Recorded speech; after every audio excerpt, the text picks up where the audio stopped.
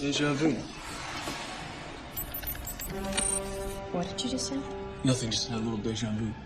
What did you see? What happened?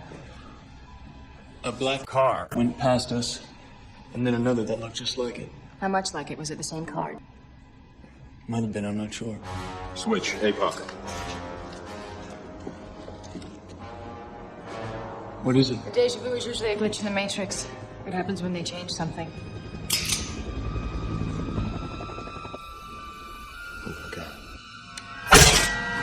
Let's go.